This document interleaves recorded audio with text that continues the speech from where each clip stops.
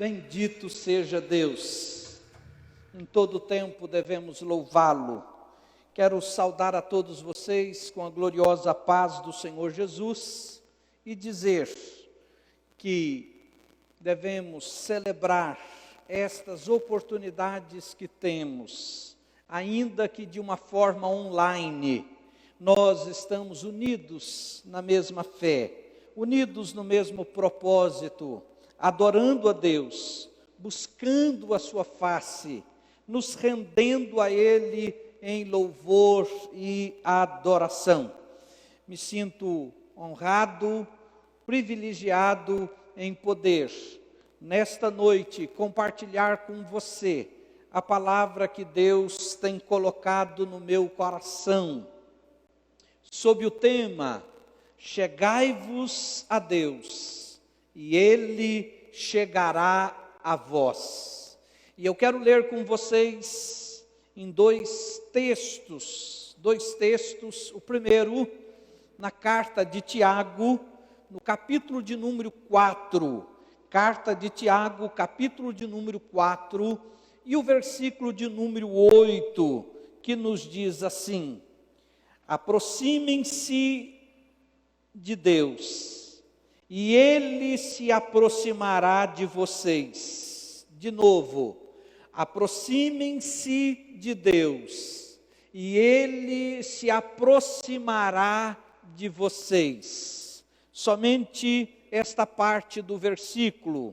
E eu convido você a ir para o Velho Testamento, no livro do profeta Joel, no segundo capítulo do profeta Joel, no versículo de número 12 a seguir, nos diz assim o texto da palavra de Deus: agora, porém, declara o Senhor, voltem-se para mim de todo o coração, com jejum, lamento e pranto.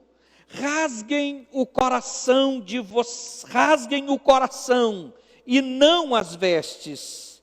Voltem-se para o Senhor, o seu Deus, pois Ele é misericordioso e compassivo, muito paciente e cheio de amor. Arrepende-se e não envia a desgraça. Talvez ele volte atrás, arrependa-se e ao passar, deixe uma bênção. Assim vocês poderão fazer ofertas de cereal e ofertas derramadas para o Senhor, o seu Deus. Somente até o versículo de número 14. Queridos, e eu quero então compartilhar com vocês esta palavra. Muito interessante quando Tiago escreve, dando-nos esta dica, dando-nos este conselho: chegai-vos a Deus, e Ele se chegará a vós. Muitas vezes nós nos vemos, ou muitas vezes percebemos, que vamos aos poucos nos afastando de Deus, de seus princípios, de seus conselhos. Muitas vezes nos pegamos distanciando deste amor disponível para nós, o amor imensurável de Deus.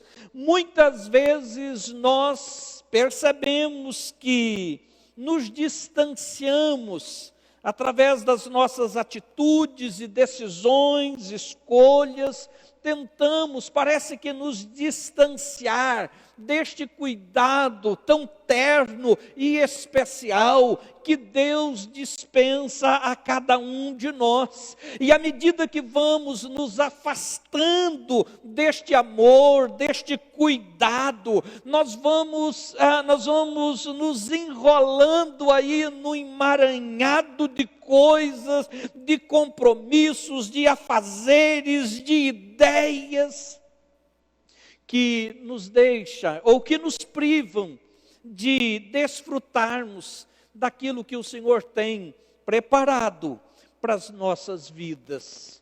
E sempre quando nos afastamos deste amor, deste cuidado, sempre quando nos afastamos do conselho do Senhor, nós vamos nos enveredando por caminhos que nos levam muitas vezes à ruína, caminho que muitas vezes nos leva a situações tão complicadas e difíceis.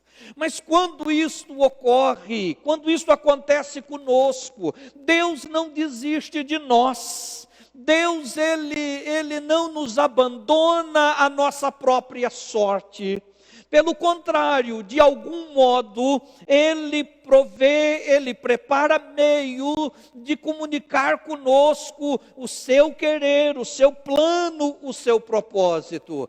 Quando Tiago faz este apelo, quando Tiago faz esta declaração, chegai-vos a Deus, chegai-vos a Deus. Deus até aqui, Ele já tem dado todos os passos possíveis para estar conosco, para nos alcançar, para nos resgatar, para nos redimir.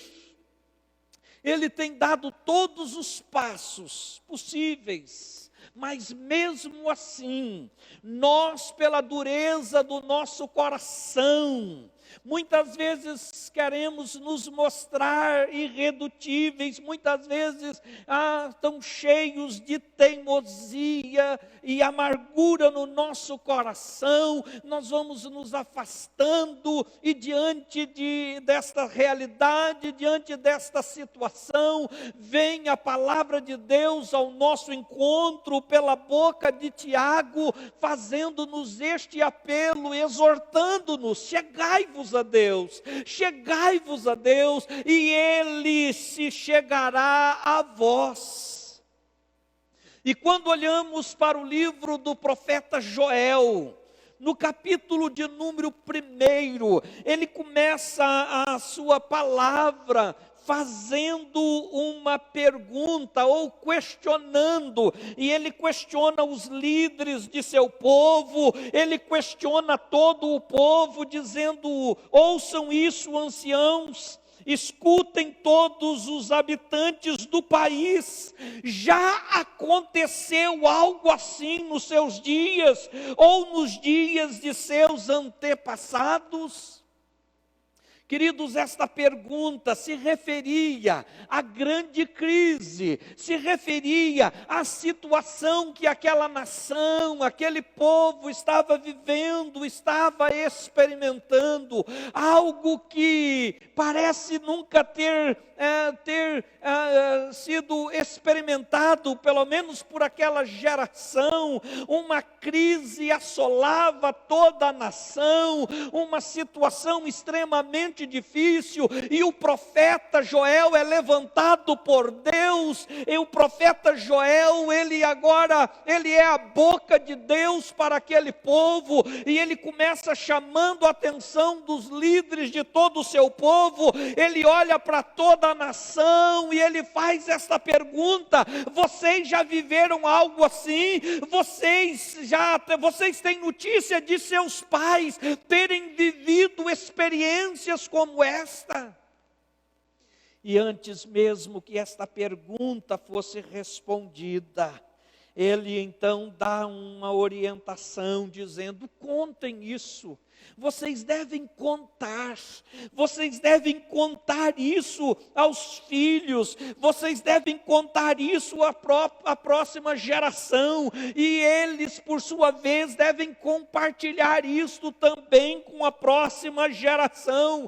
Queridos, o que nós estamos vivendo é algo que muitos de nós, ou talvez todos nós, nem de longe imaginávamos que viveríamos, mas estamos vivendo uma grande crise, estamos vivendo aí uma pandemia, estamos vivendo uma situação que está apavorando, amedrontando, deixando-nos deixando-nos tão preocupados, muitas vezes angustiados, incertos com relação a esta situação toda. E se esta pergunta do profeta Joel fosse feita única e exclusivamente a mim, a minha resposta seria: não, nunca vivi isto, e até então não tenho informação de meus pais terem experimentado uma situação como esta. Nunca vivi. E a palavra de Deus, então, para mim que estou vivendo isto, para você que está vivendo isto, não deixe de contar, não deixe de compartilhar. Queridos, devemos ter isto em mente, devemos compartilhar sempre as experiências que temos tido em nossa caminhada, pois temos tido experiências boas e temos tido experiências más. As experiências boas devemos contá-las, as experiências boas devemos compartilhá-las, porque elas edificam a fé, sabe, daqueles com quem compartilhamos. Quando compartilhamos das nossas experiências boas, isto é agradável para quem toma conhecimento de coisas boas que tivemos, que vivemos.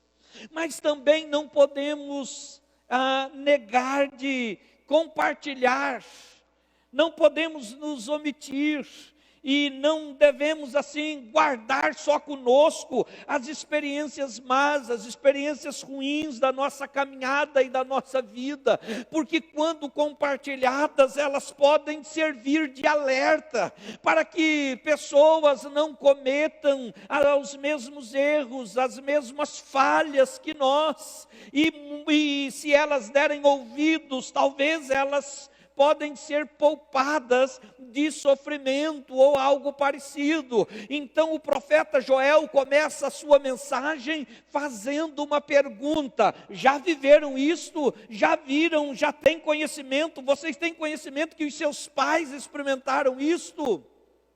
E em segundo lugar ele diz: não deixe de contá-las, não deixe de compartilhar essas experiências com seus filhos. E os seus netos também tomarão conhecimento, porque é importante.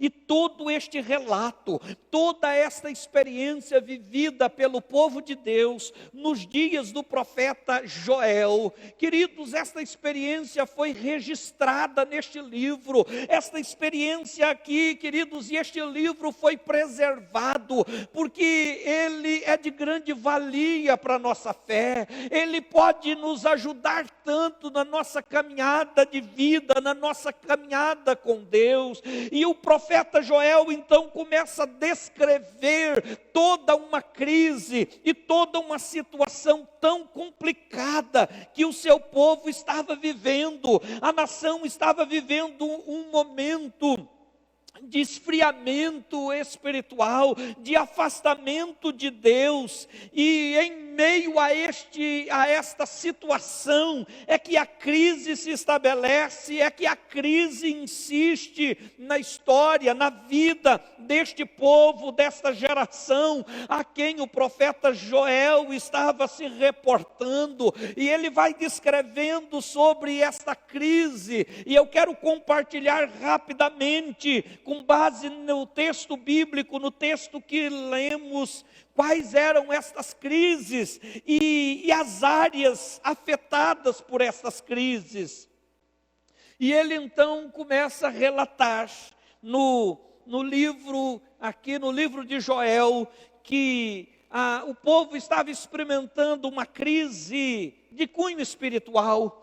Ele pôde assim falar com uma linguagem própria do templo, do que acontecia no templo, do que acontecia nos cultos, e ele então diz que o culto estava sendo negligenciado, as ofertas estavam sendo negligenciadas, e ele diz assim: olha, os sacerdotes, os líderes espirituais, por sua vez, não estão também exercendo o ministério devidamente. Parece que os líderes espirituais, parece que os sacerdotes, eles estavam rendidos a toda aquela crise que assolava e abatia a nação. E o versículo diz assim: olha, os sacerdotes, no versículo 9 do capítulo 1 diz: os sacerdotes estão, eles estão de luto, eles estão também abatidos, eles estão rendidos. E aí então vemos um cenário de rendição, um cenário de negligência, um cenário de afastamento daquele povo que conhecia Deus e fora chamado por Deus para um propósito tão específico, uma nação que ao longo da sua história experimentaram tantas coisas boas, tantas obras extraordinárias que Deus fez a favor deles, mas agora espiritualmente eles estavam se mostrando em crise, eles estavam se mostrando frios, eles estavam se mostrando distante de um propósito estabelecido por Deus na vida e na história deles. E aí há uma outra área afetada por esta crise, que é a área econômica, e o profeta Joel vai tratando sobre o assunto,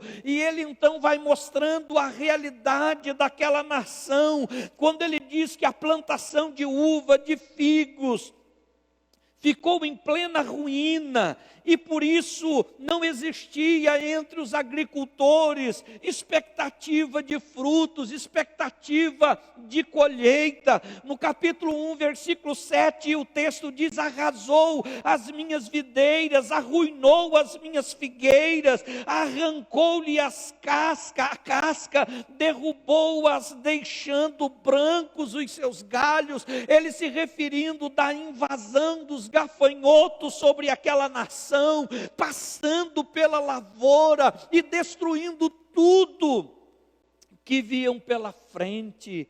Ele faz menção da terra seca, a sequidão da terra, a vinha e todo tipo de árvores mostravam que o futuro deles seria dificílimo, seria um futuro sem muita perspectiva, sem muita esperança.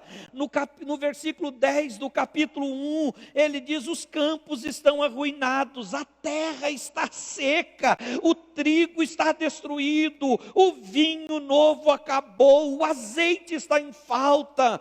E ele vai relatando aqui, e ele então diz que havia uma escassez, a escassez era visível, os celeiros estavam vazios, pois faltava vinho, faltava azeite, faltava trigo, e esta é a realidade em que nós estamos vivendo. Nós estamos sendo testemunha do desespero, da angústia de muitos irmãos empresários, de muitos irmãos empreendedores, de muitas pessoas aí, comerciantes. Nós estamos sendo testemunha de pessoas vivendo essa profunda angústia e preocupação, porque não há expectativa de vendas, não há expectativa, queridos, de resultados positivos neste sentido. A crise que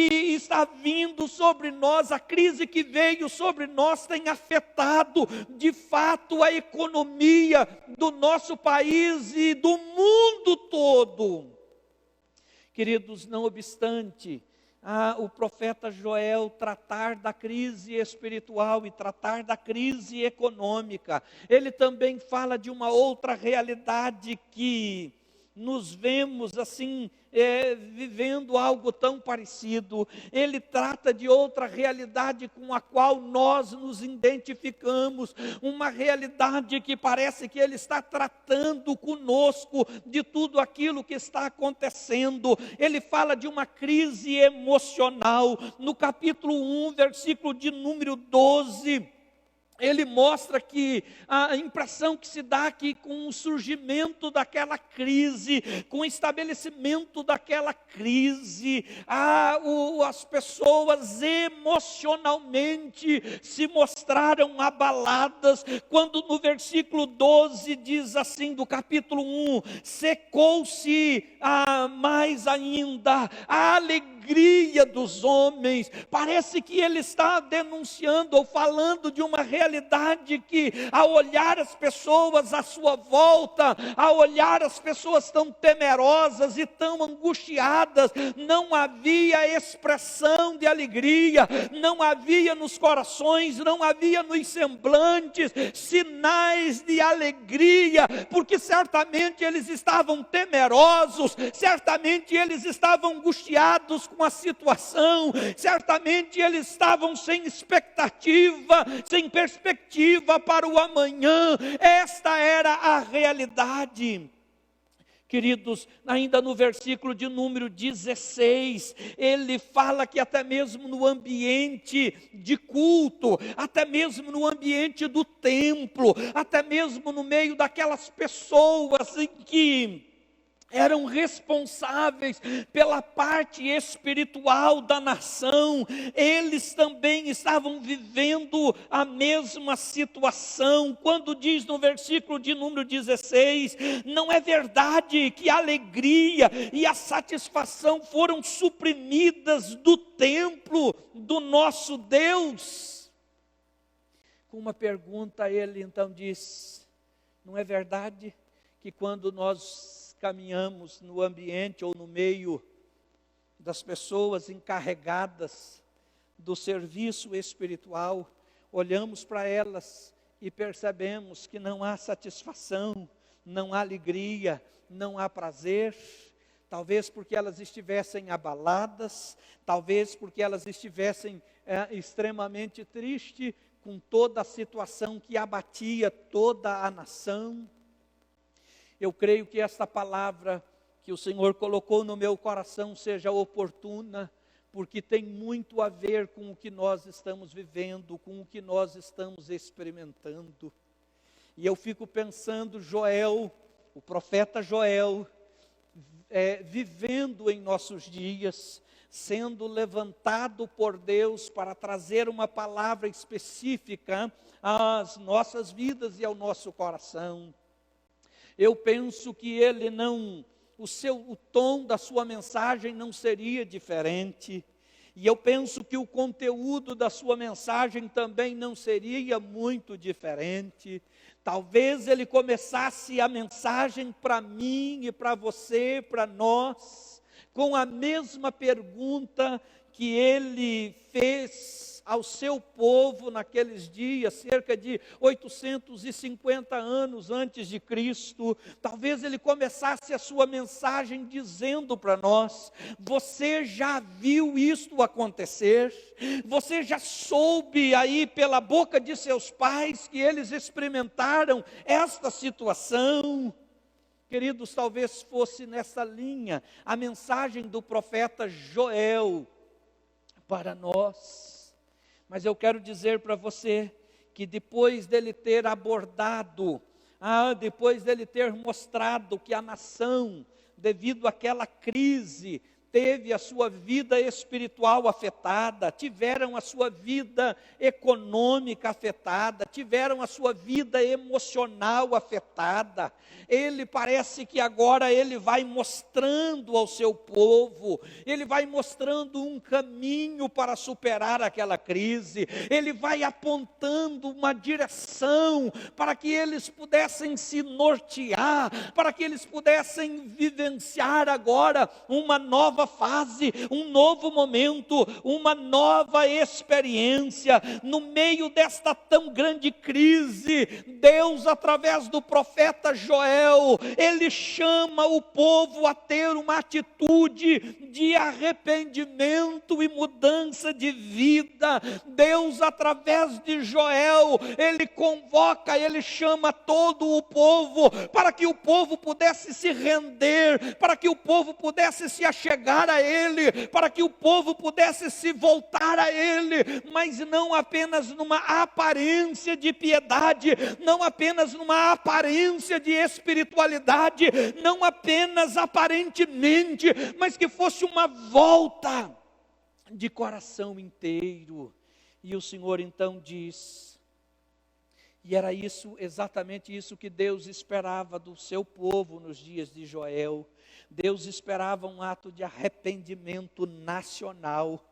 Ele esperava que a nação inteiramente se voltasse inteiramente para Ele, num gesto de conversão sincera, de mudança. Versículo 12 do capítulo 2 diz assim: agora, porém, declara o Senhor, voltem-se para mim de todo o coração, volte para mim de todo o coração, com inteireza de coração. Olha, e nesta noite eu quero lembrá-lo de que a palavra de Deus vem ao meu encontro através de Tiago, vem ao meu encontro através de Joel. A Bíblia toda, de Gênesis a Apocalipse, ela vem, é a palavra de Deus falando conosco, nos confrontando e compartilhando o plano de Deus, o amor de Deus, o propósito de Deus para a nossa vida. E tudo que nós precisamos fazer é nos voltarmos a Deus, tudo que nós precisamos fazer é nos render ao Senhor, tudo que nós devemos fazer é reconhecer que nós dependemos do Senhor. Ele é soberano e Ele tem o controle de toda esta situação que nós estamos vivendo. Não está sendo fácil, mas o Senhor não está indiferente a tudo isto. Deus chama o povo, Deus chama os líderes. Nós vemos no capítulo 1, versículo 13 e 14, o Senhor dizendo para os sacerdotes: ponham vestes de luto, ó sacerdotes, pranteiem, chorem alto, vocês que ministram perante o altar, venham, passe a noite vestido de luto, vocês que ministram perante o meu Deus, pois as ofertas de cereal e as ofertas derramadas foram suprimidas do templo do seu Deus. Decretem jejum, convoquem uma assembleia sagrada, reúna as autoridades e todos os habitantes do país no templo do Senhor, o seu Deus. Clamem ao Senhor. Queridos, nos dias de Joel, quando a crise se abateu sobre aquele povo, uma crise sem precedente, uma crise terrível, esta foi a orientação de Deus, esta foi a direção de Deus. Em nenhum momento vemos o Senhor sugerindo que o povo se voltasse contra o rei, em nenhum momento vemos a palavra sugerindo que o povo amaldiçoasse este ou aquele, mas a palavra de Deus veio para toda a nação, dizendo: se volte para Deus, se renda a Deus, Ele pode mudar, Ele pode mudar. E aí, queridos, já estou terminando, eu quero rapidamente falar para vocês o que resulta quando nós atendemos a este apelo, o que resulta quando de fato nos voltamos para Deus, o que acontece quando cumprimos esta primeira parte do tema, chegai-vos a Deus, conforme sugeriu o Tiago na sua carta. O que acontece quando nós nos achegamos a Deus de todo o nosso coração, com um desejo de mudança de vida, com um desejo de nos alinharmos ao querer de Deus, à vontade de Deus para a nossa vida? Sabe o que acontece? Deus trabalha de um modo tão especial, e Ele é o único que pode restaurar, operar uma obra de restauração. Ele é o único que pode mudar a nossa sorte, Ele é o único que pode mudar a situação que nós estamos vivendo. Todo aquele que se dispõe a voltar para Deus, queridos, experimentam uma comunhão tão preciosa, experimentam de perto o amor imensurável, o amor incondicional de Deus. Queridos, Deus se dispôs a atuar em todas as crises que a nação de Judá estava atravessando. Deus se dispôs a atuar em todas as áreas afetadas pela crise que sobreveio àquela nação, e Ele continua se dispondo a agir em todas as áreas da nossa vida, as áreas que esta crise tem afetado. Queridos, na parte econômica, o Senhor fez uma promessa para o seu povo, e o Senhor diz assim: não tenham medo, pois as pastagens estão ficando verdes, as árvores estão dando os seus frutos, a figueira e a videira estão carregadas. No versículo 22 do capítulo 2, no capítulo 2, versículo 24, o Senhor diz: as eiras ficarão cheias de trigo, os tonéis transbordarão de vinho e de azeite. Queridos, por pior que esteja aí o quadro, o cenário econômico da tua casa, da tua empresa, do teu comércio, da nossa nação, eu quero dizer para você: o nosso Deus, Ele é poderoso para fazer coisas extraordinárias. Vale a pena nos rendermos a Ele, vale a pena nos voltarmos a Ele, vale a pena, queridos, abrir mão da nossa teimosia, da dureza do nosso coração, vale a pena abrir mão da insensatez e reconhecermos o quanto antes que o Senhor é o único que pode nos valer em meio a tudo isto. É claro que Ele pode usar os homens, mas, queridos, devemos ter em mente: o socorro e a bênção vêm do Senhor.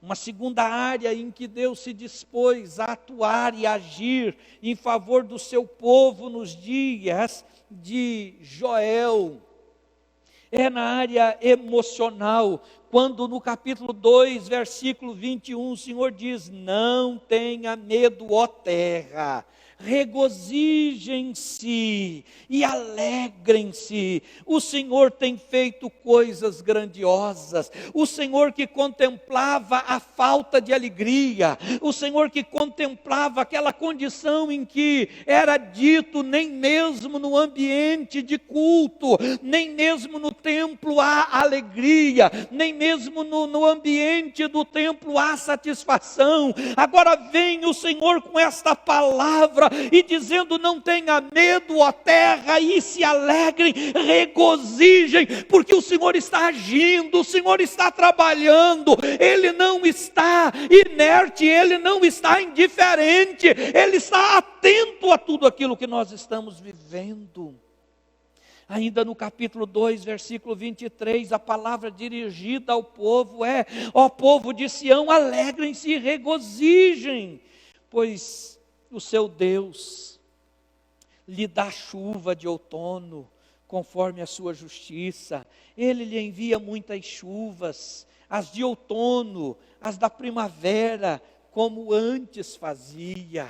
Queridos, eu fico imaginando aquela nação vivendo um sentimento que nós agora, diante desta pandemia, fazemos ideia, ou imaginamos quão triste eles estavam, quão preocupados eles estavam, mas de repente vem um profeta de Deus, depois de falar da crise, depois de falar das áreas afetadas, ele chama o povo e diz: gente, vamos buscar a Deus, vamos nos voltar a Deus, vamos jejuar, vamos mudar de vida, vamos nos render ao Senhor, e olha, vamos alegrar o nosso coração, vamos regozijar, porque Deus está trabalhando, Deus está agindo.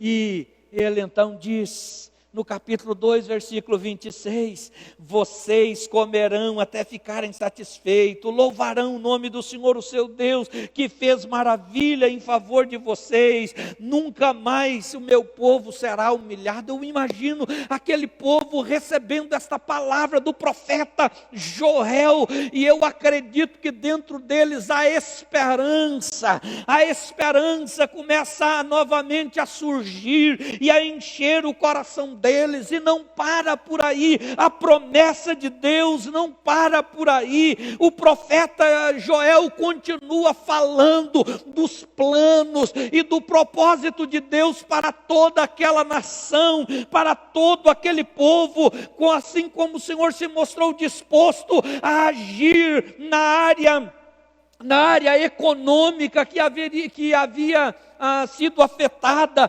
assim como Deus se dispôs a agir na área emocional que também havia sido afetada por aquela crise sem precedente.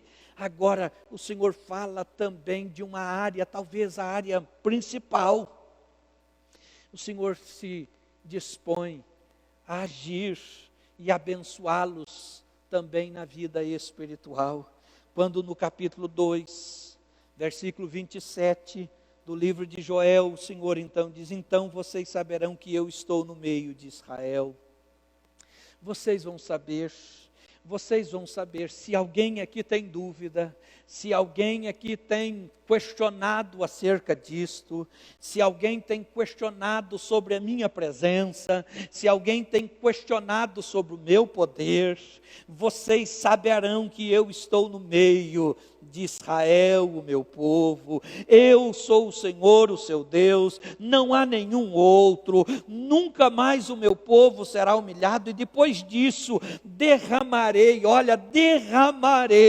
do meu Espírito sobre todos os povos, os seus filhos e suas filhas profetizarão, os velhos terão sonhos, os jovens terão visões, até sobre os servos e as servas derramarei do meu Espírito naqueles dias. No capítulo 3, versículo 17, o Senhor enfatiza esta promessa, enfatiza esta bênção, quando ele diz: então vocês saberão que eu sou o Senhor, o seu Deus, que habito em Sião, o meu santo monte. Jerusalém será santa, e estrangeiros jamais a conquistarão. Naquele dia os montes gotejarão vinho novo, das colinas manará leite, todos os ribeiros de Judá terão água corrente, uma fonte fluirá do templo do Senhor e regará o vale das acácias. O Senhor está trazendo ao coração daquele povo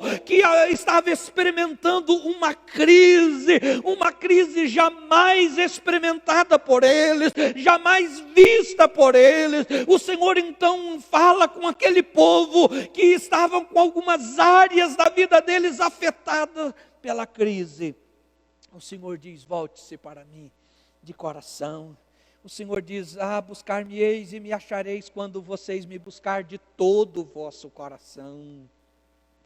Talvez este seja um tempo de nós olharmos para a nossa vida espiritual, e talvez muitos de nós vamos perceber que nestes últimos tempos a nossa busca da presença, da face do Senhor tem sido bastante parcial, não tem sido com o coração inteiro.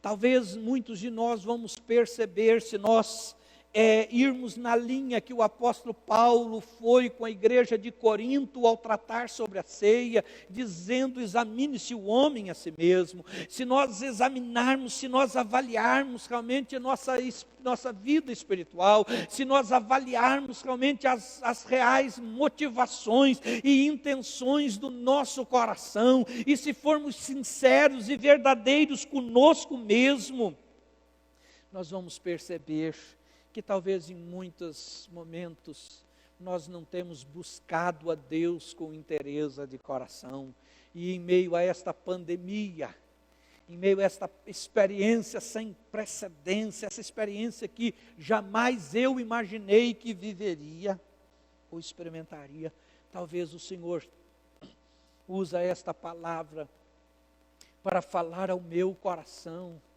dizendo: o remédio é você se voltar com o coração inteiro. O remédio é você ter o coração sensível à direção e à orientação que eu tenho para você.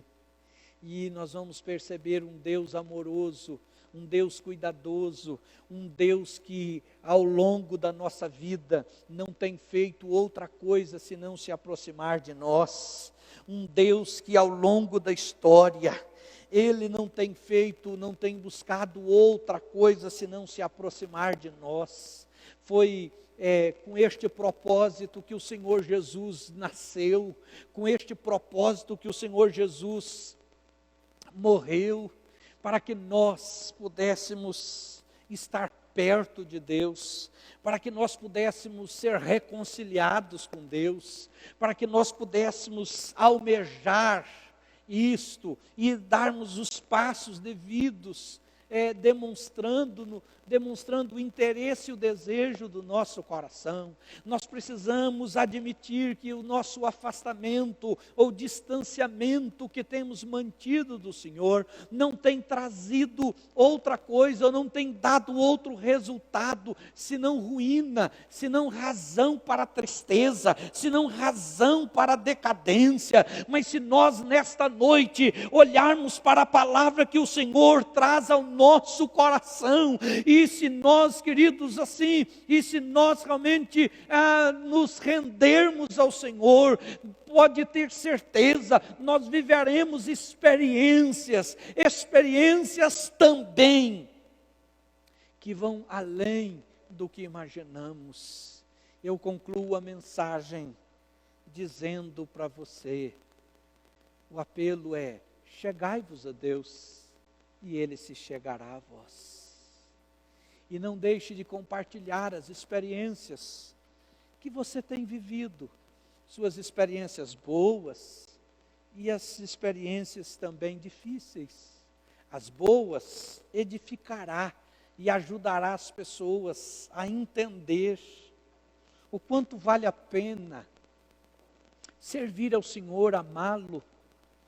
E as experiências ruins, mas pode ajudar as pessoas a estarem atentas nas suas escolhas e nas suas decisões.